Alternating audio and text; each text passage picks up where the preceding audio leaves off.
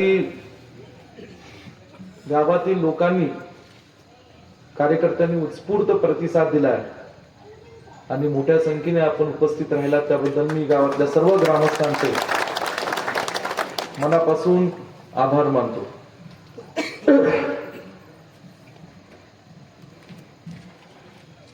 मला आप्पा तुमच्या परवानगीने आणि बाळासाहेब बापू तुमच्या परवानगीने आणि बांबोडेकरांच्या परवानगीने थोडस विस्तारित बोलायचंय आणि थोडीशी पोलखोल करायची.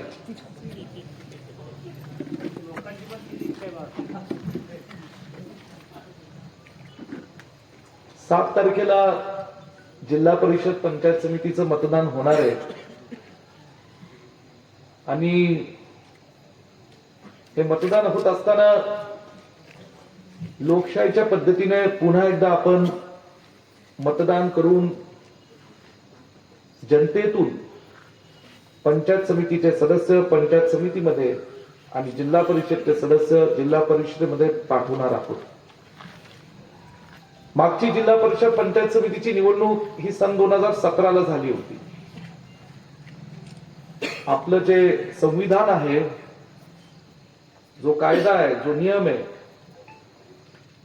की दर 5 वर्षाला पुढची निवडणूक व्हायला हवी. 2017 मध्ये झालेल्या निवडणुका जिल्हा परिषद पंचायत समितीच्या त्याचं 5 वर्षाची कारकीर्द संपल्यानंतर सन 2022ला जिल्हा परिषद पंचायत समितीची निवडणूक ही व्हायला हवी होती. 22, 23, 24, 25 आणि आता 26 सलग 4 वर्ष गेले. महाराष्ट्रात कुठल्याही स्थानिक स्वराज्य संस्थेची निवडणूक होऊ शकली नाही. का होऊ शकली नाही, कशामुळे होऊ शकली नाही, कुणामुळे होऊ शकली नाही, ह्याचा विचार आपण सर्वांनी आज तर नक्कीच केला पाहिजे. गेल्या 4 वर्षापासून हे जे सत्तेवर बसलेलं भाजप सरकार आहे, ह्यांनी जाणीवपूर्वक ह्या न त्या कारणातून ह्या स्थानिक स्वराज्य संस्थांच्या निवडणुका महाराष्ट्रात पुढे ते ढकलत गेले. हे कशासाठी केलं तर लोकांमधनं निवडून आलेली जे लोकप्रतिनिधी आहेत, जी जनतेमधनं निवडून आलेली लोकप्रतिनिधी जे स्थानिक स्वराज्य संस्थेमध्ये बसतात, ती मुळात भाजपला आवडत नाही. 4 वर्षापासून महाराष्ट्रातल्या सर्व स्थानिक स्वराज्य संस्थांमध्ये त्यांनी अधिकारी नेमले, त्याला प्रशासक म्हणलं गेलं आणि त्या प्रशासकाच्या माध्यमातून 4 वर्ष या सर्व महानगरपालिका, नगरपंचायती, जिल्हा परिषद, पंचायत समिती या सर्व संस्थांचं कामकाज हे प्रशासक करत होते. प्रशासक काय करत होते, जे करत होते ते योग्य करत होते का नुसतं राज्य सरकार जे आदेश देत होते ते करत होते, हे मुळातच त्यांना जाब विचारणारं एकही लोकांमध्ये निवडून आलेली व्यक्ती त्या कुठल्याही संस्थेमध्ये बसलेली नव्हती. हे सगळं होत असताना संपूर्ण महाराष्ट्राला वेठीस धरण्याचं काम हे भाजप सरकारने 4 वर्षापासून अधिक काळ केलं. मागच्या महिन्यामध्ये नगरपालिका महानगरपालिकेच्या निवडणुका झाल्या. येणाऱ्या 7 तारखेला जिल्हा परिषद पंचायत समितीची निवडणूक होती. पण ह्या निवडणुका का झाल्या आणि का होत आहेत, सुप्रीम कोर्टाचा आदेश आला म्हणून आज महाराष्ट्रामध्ये निवडणुका होत आहेत. हा सुप्रीम कोर्टाचा आदेश आला नसता तर कदाचित पुढच्या 10 वर्षाकरता महाराष्ट्रामध्ये स्थानिक स्वराज्य संस्थांच्या निवडणुका झाल्या नसत्या. ही जी लोकशाहीची ताकद आहे, ज्याच्यासाठी स्वातंत्र्य लढा झाला, त्या स्वातंत्र्य लढ्यातली अनेक माणसं या बांबोड्याच्या मातीत होती, त्या लोकशाहीच्या ताकदीपासून महाराष्ट्रातल्या लोकांना, आपल्या सगळ्या लोकांना जाणीवपूर्वक लांब ठेवलं होतं. आता येणाऱ्या 7 तारखेला पुन्हा ही लोकशाहीची ताकद आपल्याला अंमलात आणायची आणि चांगली माणसं ज्या पंचायत समिती गणातली जी गावं आहेत त्या गावातले शेतकरी आहेत, लोक आहेत, महिला आहेत, तरुण आहेत, त्या गावातले प्रश्न काय आहेत अशी समजून घेणारी माणसं आणि पंचायत समितीची पायरी चढल्यानंतर किंवा जिल्हा परिषद गटात असणारी जी गावं आहेत त्या गावातले जे लोक आहेत त्या लोकांचे प्रश्न समजून घेणारी माणसं आणि जिल्हा परिषदेमध्ये गेल्यानंतर ते प्रश्न सोडवणारी माणसं ही येणाऱ्या 7 तारखेला मतदान करून 9 तारखेला निवडून द्यायची. हे भाजपला नको होतं आणि म्हणून आपल्या सर्वांना माझी विनंती करायची, ही निवडणूक जिल्हा परिषद पंचायत समितीचे अनेक कारणांसाठी महत्वाचे, त्यातलं एक अत्यंत महत्वाचं कारण हे आहे. माझ्या आधी बाळासाहेब बापूंनी अप्पांनी आपल्या भावना व्यक्त केल्या. काही गोष्टी मला स्पष्ट बोलल्या पाहिजे. मी खरं जयंतराव पाटील साहेबांचं भाषणाला येऊ शकलो नाही, मला त्याची खंत आहे. 2018 साली आदरणीय पतंगरावजी कदम साहेबांचं दुःखद निधन झालं. लगेचच राज्य शासनाने निवडणूक आयोगाने 3 महिन्याच्या कालावधीत पोटनिवडणूक लागली. 2 ते 3 महिन्यात. आपल्या महाराष्ट्राची एक राजकीय संस्कृती आहे की एखाद्या समाजकारणात, राजकारणामध्ये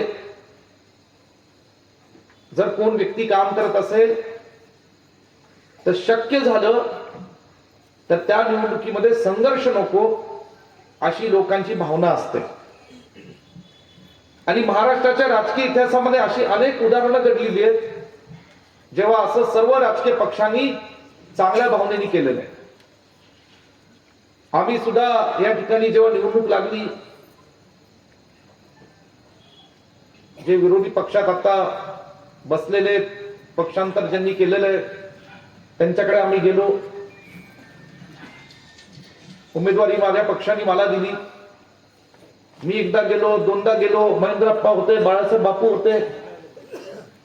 मग त्यांनी सांगितलं तुम्ही नाही, घरातले वरिष्ठ आले पाहिजे. हरकत नाही. त्यावेळेस मोहनदादांचं वय हे 84 होतं. 84-85व्या वयामध्ये माझ्या चुलत्यांना एकदा नाही 2दा तिथे जावं लागलं माझ्यासाठी. हरकत नाही, ते मनाचे मोठे आहेत.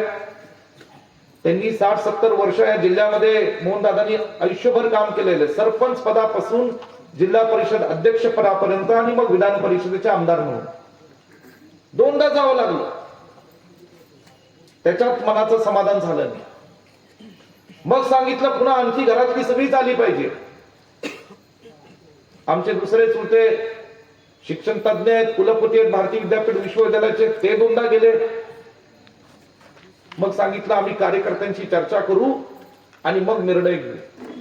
हरकत नाही. निवडणूक आली, पण ती निवडणूक बिनविरोधच झाली. मग त्यांचा काही संबंधच नव्हता, काही संबंध नव्हता त्याच्याशी. मग पुन्हा आधी 2019 ची निवडणूक. त्याच्या आधी काही महिन्यांपूर्वी महापूर आला होता कृष्णा नदी काठ. आठवतं का आपल्याला? मला तारखा आठवतोय. त्या महापुरामध्ये तुमच्या सर्वांच्या आशीर्वादाने मी मनापासून जीव ओतून काम केलं. 25 दिवस 10-10 फुटाच्या खाण पाण्यामध्ये सगळ्या लोकांमध्ये मी दिवस रात्र काम करत होतो. त्या ठिकाणी लोकांना, जी माणसं गावात अडकली होती त्यांना बाहेर काढलं. बाहेर काढून भारतीय विद्यापीठाच्या इतर संस्थांच्या शाळांचे दरवाजे खुले केले. 30,000 लोकांना आपण त्या कृष्णा नदी काठातली लोक आपली जी माणसं या ठिकाणी विस्थापित झाली होती त्यांना 25 दिवस सकाळचा नाश्ता, जेवण खाणं देत होतं. भारतीय हॉस्पिटलचं डॉक्टरांचं पथक उभं केलं. जनावरांना चारा उभा केला, चारा छावण्या उभ्या केल्या. कुठली कसर सोडली नाही, कारण त्या काळात राज्य सरकार भाजपचं झोपलेलं होतं. ती निवडणूक झाली, लोकांमध्ये भावना निर्माण झाल्या. भावना निर्माण झाल्यानंतर पुन्हा 2019 ची विधानसभा लागली. तोच प्रकार. मोहनदादा 2दा बोलवलं, गेले. डॉक्टर शिवाजीराव कदम सरांना 2दा बोलवलं, गेले. मी, महेंद्रप्पा, बाळासाहेब बापू, आदरणीय सगळी गावातली ज्येष्ठ मंडळी कुंडलची आम्ही घेऊन गेलो, गेले. मग म्हणजे आम्ही विचार करून सांगू, कार्यकर्त्यांशी बोलू. निवडणुकीचा अर्ज भरताना विनंती केली, आपण यावं, आपण समविचारी आहोत. ते आले नाही. कुंड औदुंबरच्या देवस्थानामध्ये या ठिकाणी प्रचाराचा शुभारंभ केला आणि आम्ही महिलांच्या शुभ हस्ते केला. पहिल्यांदा असं घडलं की आमचा काँग्रेस पक्षाचा माझ्या उमेदवारीचा 2019ला प्रचाराचा नारळ हा फक्त महिलांच्या हस्ते आम्ही केलेला होता. त्याला ते आले नाहीत. आम्ही बोलवलं, विनंती केली, नाही. 24 तारखेला मतदान होतं. मग मी म्हणलं आता ठीक आहे, आपण आपल्या कलेनी चालू आहे. त्यावेळेस काही समोरचे जे घाटावरचे लोक आहेत त्यांनी ठरवलं, नको बाबा, पुन्हा त्यांनी खूप मोठं काम केलंय, आपली नाचिक्की होईल, निवडणूक लढायला नको. रिंगण त्यांचं त्यांनी सोडलं होतं. आणि मग परत 22 का 24 ऑक्टोबरला मतदान होतं. 24ला मला तारीख आठवते. 18 ऑक्टोबरला मीटिंग घेतली आणि मग संध्याकाळी काहीतरी 8-9 वाजता निर्णय झाला, 18 का 19 ऑक्टोबरला, की आम्ही तुम्हाला पाठिंबा जाहीर करत आहोत. तर त्याच्यात अटी होत्या. अट काय होती की तुम्ही आम्ही एका स्टेजवर यायचं नाही, बरोबर, की आम्ही आमचं काम करू, आम्ही आमचे लोक काम करू आणि तुमचं तुम्ही लोक काम करा. महापुराचं काम लोकांना एवढं भावलं होतं की पलूस कडेगावच्या जनतेने त्यावेळेस 1,62,000 लोकांनी मला लोन दिलं. लोकांनी. मग 4 दिवस आम्ही एका व्यासपीठावर नव्हतोच, फक्त निरोप येतो, आमचं काम चालू आहे. ती निवडणूक झाली, पुन्हा राज्य सरकार आलं, तुमच्या आशीर्वादाने राज्यमंत्री झालो, साहेबांची पुण्याई होती. करोनाचा कालावधी आला आणि मग आली विधान परिषदेची निवडणूक. विधान परिषदेच्या निवडणुकीमध्ये राज्यात एक असतं मतदारसंघातलं राजकारण, एक असतं जिल्ह्याचं राजकारण, एक असतं राज्याचं राजकारण. जिल्ह्याच्या आणि राज्याच्या राजकारणामध्ये काही लोकांना मी पहिल्याच टर्म मध्ये मंत्री झालेलो कदाचित फार काही रुचलं नाही. ते सोनियाजी गांधींनी मला राज्यमंत्री केलं आणि म्हणून काही लोकांनी दोन्ही पक्षांशी चर्चा करून दोन्ही उमेदवाऱ्या पलूस कडेगाव मध्ये दिल्या विधान परिषदेच्या. हरकत नाही. अधिवेशन चालू होतं, मला फोन आला, समोरच्या उमेदवारांच्या कुटुंबातला फोन आला, जे आमदार आहेत त्यांचा फोन आला, आम्हाला भेटायला यायचं. म्हणलं का? मी मुंबईत आहे. म्हणलं अधिवेशन चालू आहे. नाही, आम्हाला असं कळतंय की आम्हाला उमेदवारी दिली जाते, पण तुमच्याशी चर्चा करून ठरवायचं उमेदवारी घ्यायची की नाही. ते मला फोनवर सांगितलं, तुमच्याशी चर्चा करून आम्हाला ठरवायची की आम्ही उमेदवारी घ्यायची की नाही. म्हणजे तुमच्या पक्षाचा निर्णय, माझ्याशी काय चर्चा करायची नाही. आम्हाला असं माहित आहे की पदवीधरातल्या या मतदारसंघामध्ये 55% मतदान विश्वजित कदमांनी केली आहे, म्हणून आम्हाला तुमच्याशी चर्चा करायची. केलीच होती मी, 55% केलीच होती. आणि म्हणून मी म्हटलं हरकत नाही, चर्चेला काय. मी फोन केला महेंद्रप्पांना, बाळासाहेब बापूंना आणि आपले बाळासाहेब भाऊ लाडांना. मी म्हणलं की गेल्या अनेक वर्षांपासून जे साहेबांवर निष्ठेने प्रेम करणारे कुंडलचे कार्यकर्ते, त्यांचा राजकीय संघर्ष अनेक वर्षांपासून चालू आहे. जोपर्यंत साहेबांच्या बरोबरीने काम करणारे कार्यकर्ते ह्याला होकार देत नाही, ह्याला मान्यता देत नाही, तोपर्यंत मी कुठलाही निर्णय घेणार नाही, मी त्यांना जाहीरपणे सांगितलं. मग एकदम त्यांना आमच्या साहेबांवर प्रेम करणाऱ्या जुन्या लोकांची आठवण झाली. त्यांनी तिकडे फोन लावले. आम्ही विश्वजित कदमांशी बोललोय, पण त्यांनी आम्हाला असं सांगितलंय, जर तुम्ही जरा विश्वजित कदमांशी बोला आणि बाळासाहेबांना सांगा. मग मला आले जयंतराव पाटील साहेबांचा फोन, म्हणून माझं भाषण त्यांनी ऐकायला हवं होतं अशी माझी मनापासून इच्छा होती की विश्वजितराव, आम्ही ते थोडं आमच्या पक्षातनं तुमच्या मतदारसंघात ह्या गावात आम्ही विधान परिषदेची उमेदवारी देतोय, पण पवार साहेबांनी सांगितलंय की विश्वजितला विचारा. हे शरद पवार साहेबांनी सांगितलं का? कारण त्यांना सुद्धा माहित होतं माझ्याकडे 50% मतदान होईल. पवार साहेबांनाही माहित होतं. त्यावेळेस स्वर्गीय अजितदादा सुद्धा राष्ट्रवादीमध्ये होते आणि म्हणून पवार साहेब, अजितदादा आणि जयंतराव पाटील साहेबांनी मला फोन केले. मी मुंबईत होतो, अधिवेशन चालू होतं. की आपल्याला भेटावं लागेल, असं शेवटच्या 2 दिवस राहिलेत, उमेदवारी आम्ही देण्याचा विचार करतोय, पण पवार साहेबांनी सांगितले विश्वजितला विचार काय करायचं ते. म्हणलं हरकत नाही, मला आमच्या लोकांना विचारावं लागेल. मग आमची ही सगळी ज्येष्ठ मंडळी ह्यांनी व्यापक विचार केला. काय विचार केला की ठीक आहे, आता एक प्रसंग आला, एक संधी आली, कुठेतरी हा संघर्ष थांबूया आणि मतदारसंघात आपल्याला मोहनदादाही आमदार होते, जर या पलूस तालुक्यात आणखी एक आमदार होत असेल तर आपण ह्या आमच्या काँग्रेस पक्षाच्या सर्व नेत्यांनी आणि कार्यकर्त्यांनी असं सुचवलं की आपण व्यापक विचार करूयात आणि ह्याचा आपण निर्णय घ्यायला हरकत नाही. ही सगळी मंडळी मुंबईला आली. मी म्हणलं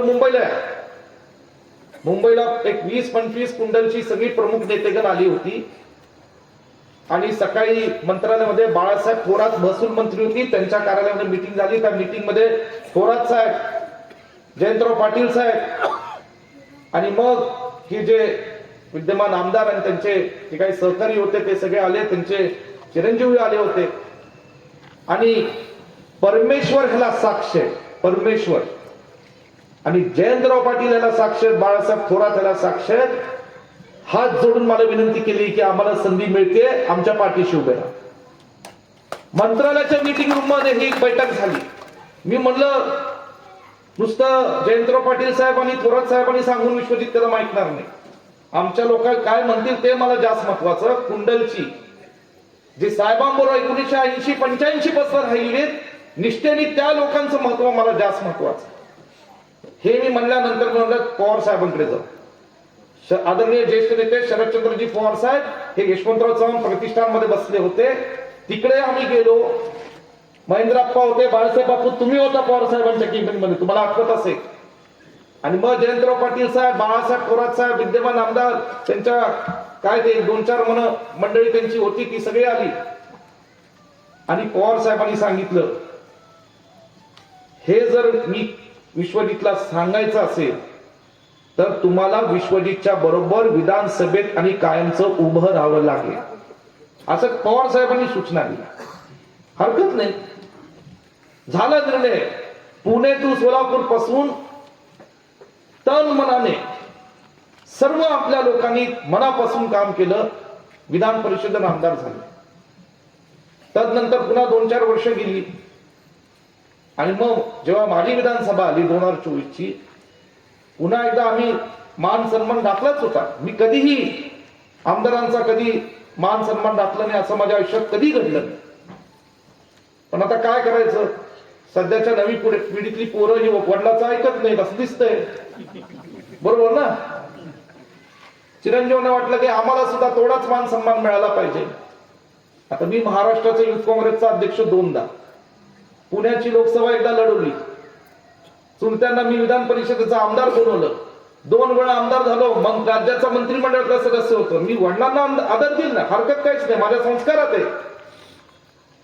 पण मग काय झालं की विधान आमच्याकडे परत आलं पाहिजे, आमच्याशी चर्चा, आम्ही कार्यकर्त्यांशी चर्चा करून ठरवू की 2024च्या या ठिकाणी विधानसभेत तुम्हाला मदत करायची की नाही. काका असं झालं, बरोबर.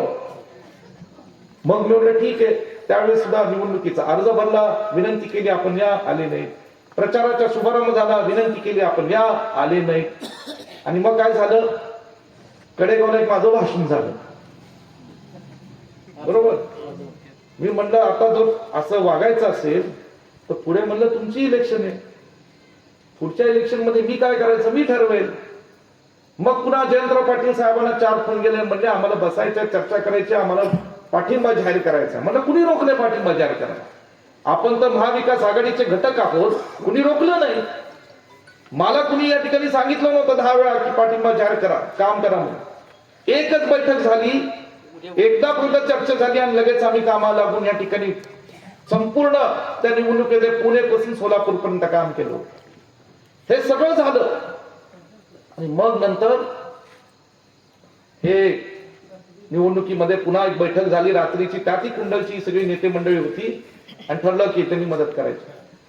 लोकसभेमध्ये काय झालं, कुणाला मदत झाली, लोकसभेमध्ये विशाल पाटलांना उमेदवारी मिळावी म्हणून विश्वजित कदम दिवस रात्र झटत होता. काँग्रेसचं हाताचं चिन्ह हे सांगली जिल्ह्यामध्ये मिळावं म्हणून झटत होतो. काही त्याच्यात षडयंत्र झालं तर झालं, पण महाविकास आघाडीचे आमदार म्हणून ह्या दुसऱ्या पक्षाने ज्यांनी पक्षांतर केले त्यांनी खालच्या लोकांना काय निरोप दिले? कमळावर मतदान करा दिलं होतं की नाही? सगळ्यांना माहिती आहे.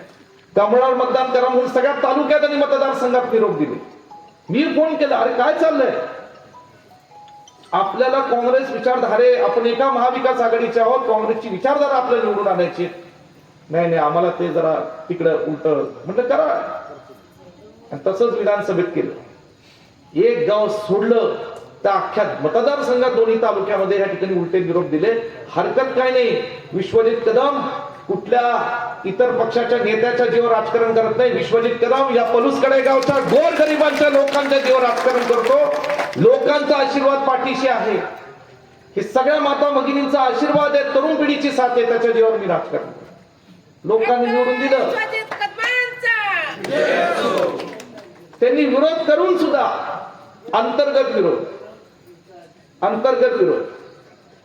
विरोध करून सुद्धा या ठिकाणी जनतेने निवडून दिलं. ह्यातलं सगळं सांगण्याचं हे कारण काय की एका पक्षात राहायचं आणि दुसरं काम करायचं ही सवय जुनी आहे, हे नवं नाही. आणि हे प्रत्यक्षपणे जेव्हा मी अनुभव घेतला, मला एकाच मनाची खंत होती की आम्ही 100% प्रामाणिकपणे काम केलं. इतिहास आणि लोक त्याला साक्षीदार आहेत.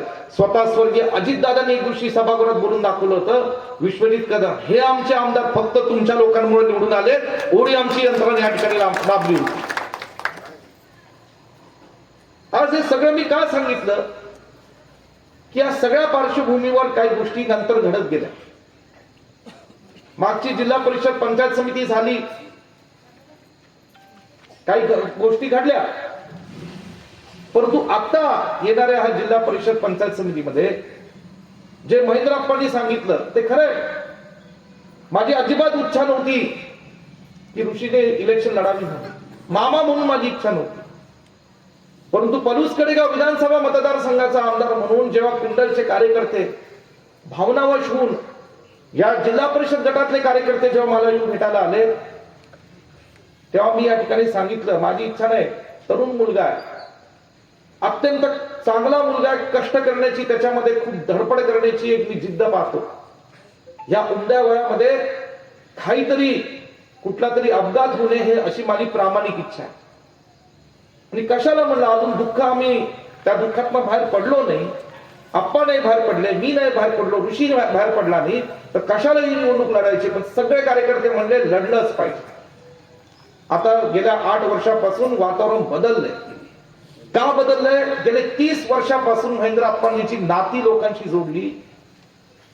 जे प्रत्येक या कुंडल जिल्हा परिषद गटातच नव्हे, पलूस तालुक्यात प्रत्येक माणसाशी सुखदुःखात जे महेंद्रप्पा दिवस रात्र सहभागी झाले, येईल त्याला मदत करण्याची भूमिका त्यांनी पार पडली.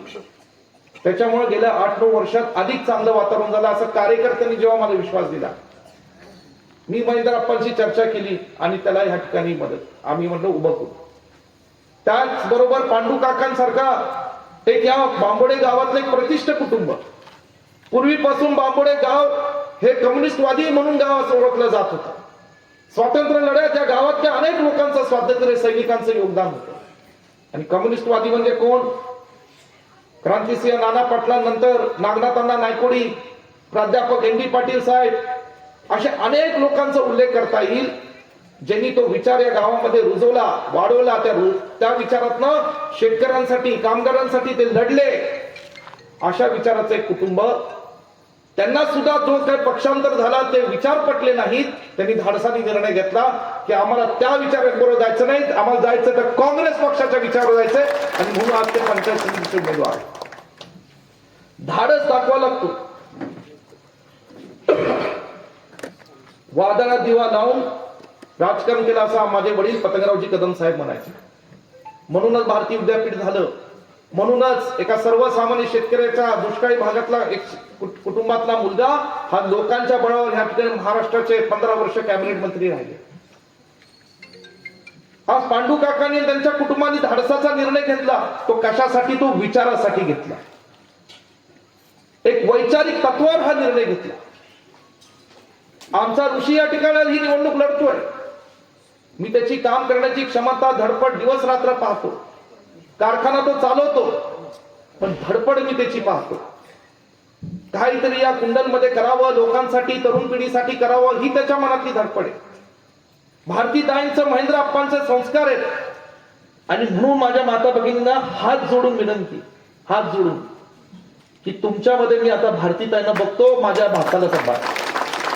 तुमच्या सगळ्यांमध्ये मी भारतीताईंना बघतो, पण ह्याला सांभाळ, ह्याला आशीर्वाद द्या, ह्याच्या पाठीशी उभे राहा. मी तुम्हाला विश्वास देतो, बांबोड्यातला कुठलाही माणूस माझ्याकडे जर आला तर तो रिकाम्या हाताने जाणार नाही, हा विश्वास मी तुम्हाला या ठिकाणी देतो. एका विचाराने आम्ही राजकारण करतोय. ह्या लोकांनी काय स्पष्टीकरण दिलं? पक्षांतर केलं आणि माणूस बघेल तसं उत्तर असतं. सत्तेसाठी गेलो, विकासासाठी गेलो, एकाला कानात सांगायचं नाही, कारखाना अडचणी ते म्हणून गेलो. बरोबर? अरे आम्ही संस्था चालवतो, भारतीय विद्यापीठ चालवतो, 10,000 प्राध्यापक आहेत, शिक्षक आहेत, प्रत्येकाचा पगार वेळेत होतो. आम्ही सोनीरा कारखाना चालवतो, आमच्या संस्था अडचणीत नाही. मग तुम्ही असं काय केलं की तुमची संस्था अडचणीत आहे? बरोबर की नाही? तुम्ही असं काय केलं की तुमची संस्था अडचणी, की तुम्ही एवढी घाबरलात की संस्था अडचणीत आहे म्हणून मी पक्ष सोडला? पक्ष सोडला, विचारही सोडला. ज्या विचाराच्या जीवावर तुमचं कुटुंब मोठं झालं तो विचार सोडला. अरे बाबा, देशात, राज्यात गेले 10 वर्षापासून भाजपची सत्ता आहे, पण पलूस कडेगावच्या गोरगरिबांच्या आशीर्वादाच्या बळावर विश्वजित कदम एकदा नाही 3दा हाताच्या पंजावर या ठिकाणी आमदार झालेला आहे. आम्हाला येतात ना ऑफर, आणि मी तोंडावर सांगितलंय मुख्यमंत्री देवेंद्र फडणवीसांना जे सांगायचंय ते सगळ्या महाराष्ट्राने पाहिलंय, ते सगळ्यांनी पाहिलंय. आणि म्हणून विचाराशी तांडील राहणं, विचाराबरोबर मजबूत राहणं ही बांबोडेकरांची ओळख आहे. लक्षात ठेवा, ही बांबोडेकरांची सुद्धा ओळख आहे. आणि म्हणून या निवडणुकीमध्ये आपल्याला चांगल्या विचाराला साथ द्यायची. कामं होत राहतील. पतंगरावजी कदम साहेबांनी शून्यातून शिक्षण संस्था उभी केली, सहकारी संस्था उभी केल्या. जे केलं ते लोकांसाठी, शेतकऱ्यांसाठी केलं. गोरगरिबांची मुलं शिकतायत, बहुजन समाजातली मुलं शिकतायत, शेतकऱ्यांची मुलं शिकतायत. पण कुठल्याही मुलाला जर फी परवडत नसेल तर त्याला फी साठी 1 रुपया मागितला जातो. सांगलीमध्ये हॉस्पिटल उभं केलं. या बांबोडीची किती गरिबांचे पेशंट तिथे जातात, कार्यकर्त्यांचे फोन येतात, त्यांना सांगतो माफ करून टाका, कारण हे केलं ते लोकांसाठी केलं. सोनीरा कारखाना उभा केला. सांगली जिल्ह्यातला 3500 रुपये दर जाहीर करणारा पहिला कारखाना कुठला होता? तर डॉक्टर पतंगराव कदम सोनीरा कारखाना होता. मग मागणं इतर कारखान्यांनी जाहीर केले असतील, पण जाहीर करणं वेगळं, देणं वेगळं. बरोबर की नाही? सोनीरा कारखानाचा मागचा 10 वर्षाचा इतिहास काढला तर जो बोल तसं चालेल सोनीरा कारखाना. आणि आता सगळ्या शेतकऱ्यांना, मला इथल्या तालुक्यातल्या आणि या परिसरातल्या लोकांना विनंती आहे, तुम्ही काळजी करू नका. कोणतरी भ्या घालत असेल, तू जर असं केलं तर तुझा ऊस आमच्या कारखान्याला घेणार नाही, नको घेऊ दे. ऋषिकेश लाड आणि विश्वजित कदम आणि महेंद्र अप्पा एक नवा कारखाना या तालुक्यातल्या शेतकऱ्यांसाठी इथं उभा करतील आणि उच्चांकरी दर देण्याचं काम करतील. तुम्ही कशाला काळजी करता? आहोत ना आम्ही, तुमच्या पाठीशी खंबीरपणे उभे राहू. ही भावना, हे संस्कार पतंगरावजी कदम साहेबांनी आम्हाला दिलेत. जे आपल्यासाठी उभे राहतात त्यांच्या पाठीशी खंबीरपणे उभं राहण्याचं कर्तव्य आमचं आहे. आणि म्हणून मला आपल्या सर्वांना विनंती केली, ही 7 तारीख महत्वाची. महाराष्ट्राचं राजकारण काय चाललंय, कुठल्या दिशेने चाललंय.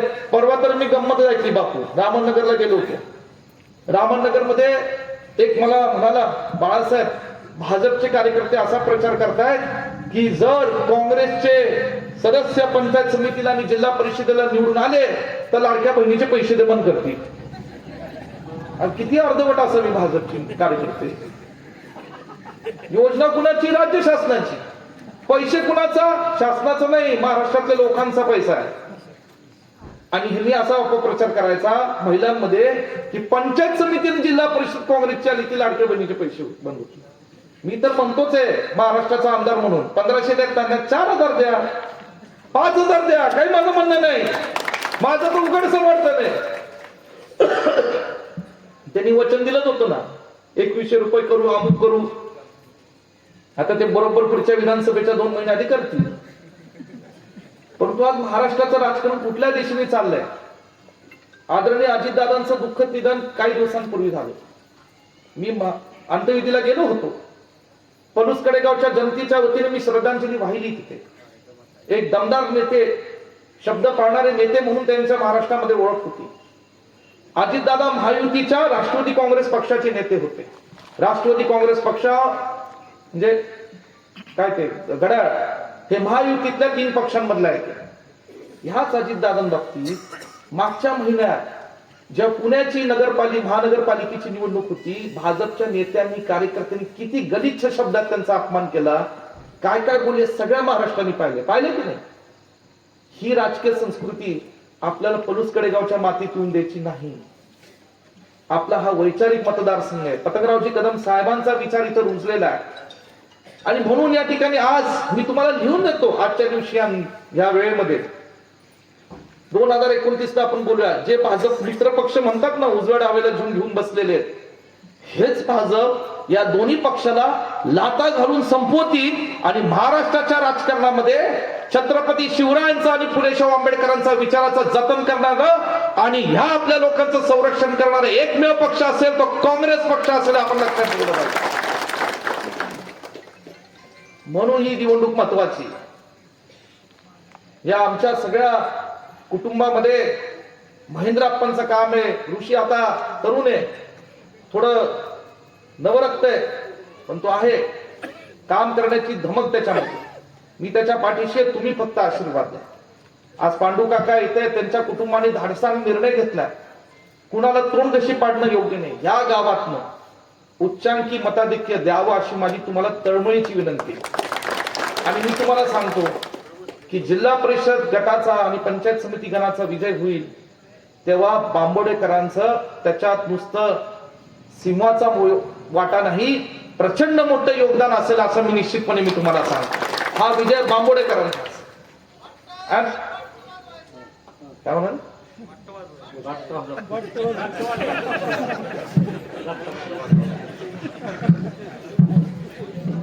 तुम्ही वाजवा, नंतर मी वाजवतो. काय पुढे विधान परिषद आहे, मी सोडत नाही. आणि म्हणून या ठिकाणी आपल्या सर्वांना माझी नम्र विनंती आहे की हे आज या सगळ्या पार्श्वभूमीवर ही निवडणूक लढली जाते. भारतीताईंच्या संस्कारातनं हा आमचा मुलगा लहानाचा मोठा झालाय. अत्यंत साधी प्रेमळ स्वभावाची माझी बहीण होती. आणि आम्ही ही निवडणूक लढतोय ती कुठल्या पदासाठी नाही, तर लोकांच्या सेवेसाठी.